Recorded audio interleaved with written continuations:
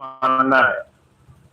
हमारे जीवन में अगर हमारे असली प्रयास कोई देख सकता है तो सद्गुरु के अलावा कोई और नहीं देख सकता है। वो हमें अंदर और बाहर से देख रहा है। इसीलिए हमेशा संतों महापुरुषों ने एक बात कही है, अगर गुरु के पास जाओ तो अंदर और बाहर से एक होकर के जाओ। कभी ये मत सोचो कि उनके सामने जाकर के अच्छे अच्छे कर्म करे, पीछे आकर के घर में, गृहस्थी में, लोगों में, संसार में अलग तरीके से व्यवहार किया और गुरु जी को पता नहीं चलेगा। ये जो दोहरा मापदंड है, दो नावों की सवारी, इससे हर एक इंसान दुख पाता है। और जब आप इस बात को समझ जाएं कि गुरु आपको सिर्फ पूरी दिनचर्या में 10 मिनट के ध्यान के लिए नहीं कह रहा, वो ये नहीं कह रहा कि आप जब आंख मूंद करके ध्यान पर बैठते हो वही भक्ति है। 24 घंटे जैसा आपका मनोव्रत है, जिस तरह की प्रवृत्ति है, जिस तरह की सोच आपने बना ली है, जैसा आप संसार में विचरण कर रहे हो, ये वो चीज है जिससे आपको जीवन में सही और गलत के बीच चुनाव करने का रास्ता दिखाई देगा। हम सिर्फ तभी गुरु के सच्चे बन सकते हैं जब एक बन जाएं। इसलिए जो कृपाल सिंह जी महाराज ने बड़ा सुंदर अपना एक नारा दिया, कहा do good, be good, be one. अच्छे काम किया करो। हमेशा तुम्हें संसार में हर एक चीज में विकल्प मिलेगा। सामने वाला तुम्हें परेशान करेगा, तुम्हारे पास विकल्प रहेगा कि तुम उसका फैसला करो या फिर उसको क्षमा करो। लोग तुम्हारे साथ बुरा करेंगे, तुम्हारे पास विकल्प रहेगा, तुम उसे लोगों की करनी मानो या परमात्मा का इशारा मानो कि परमात्मा तुम्हें कुछ सिखाना चाहता है। अगर संसार तुम्हारे साथ किसी तरह से व्यवहार करे, उस वक्त तुम्हारी मनोवृत्ति, तुम्हारा स्वभाव, तुम्हारा प्रभाव कैसा है, ये तुम्हारे एक बनने की निशानी है। तो जो कृपाल सिंह जी महाराज कह रहे हैं, अच्छे और बुरे के बीच में अच्छे का चुनाव करना, ये एक प्रयास है, जतन है। इसको आप कर्ता भाव समझो, इसे करना पड़ेगा। ये करने वाली चीज है, ये अपने आप नहीं होगी। जब भी आपको जीवन में विकल्प मिले, अच्छे काम करो। अच्छे काम कब कर पाओगे?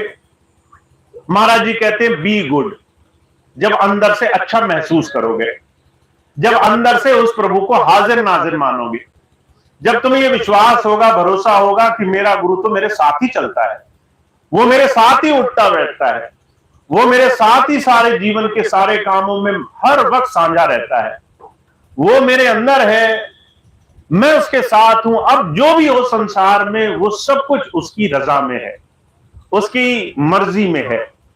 अगर मेरे साथ अच्छा हुआ तो ये उसकी दया है, अगर मेरे साथ कुछ बुरा हुआ तो ये उसकी शिक्षा है। वो मुझे कुछ सिखाना चाहता है, वो मुझे कुछ सिखा करके आगे बढ़ाना चाहता है। महाराज जी अक्सर एक बात कहा करते थे, अगर अपने बच्चों को आप स्कूल भेजो, अध्यापक अगर बच्चों के काम में कोई नुक्स निकाले, अगर उनकी पढ़ाई में कोई गलती निकाले, तो अध्यापक का उससे क्या मनोरथ हो सकता है? अध्यापक क्यों ऐसा करता है? क्या वो बच्चे को गिरा देना चाहता है? क्या उसको फेल करना चाहता है?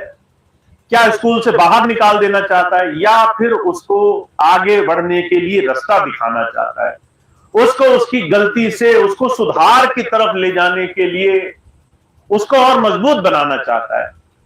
जब जब संसार में अच्छा बुरा हो, उस वक्त आप कभी अच्छाई का विकल्प चुन पाओगे जब अंदर से उस मालिक को अपने नजदीक मान पाओगे।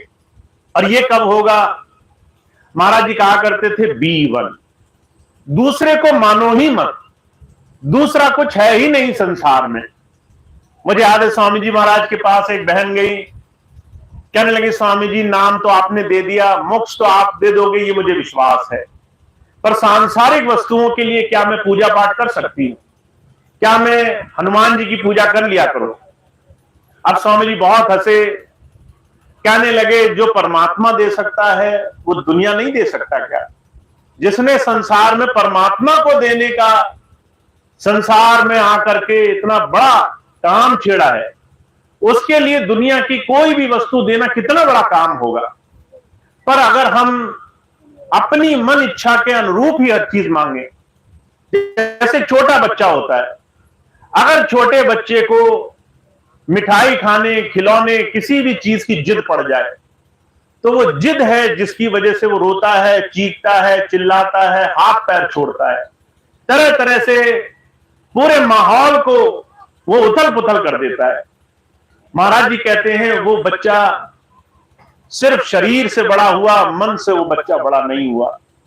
हमें आज अगर हमें मन की चीज ना मिले तो हम उसी बच्चे की तरह उथल पुथल मचाते हैं, उसी बच्चे की तरह चीखते चिल्लाते हैं, उसी बच्चे की तरह दर दर भागते हैं कि यहां नहीं मिला तो वहां जाएंगे, वहां नहीं मिला तो वहां जाएंगे, वहां नहीं मिला तो और आगे जाएंगे।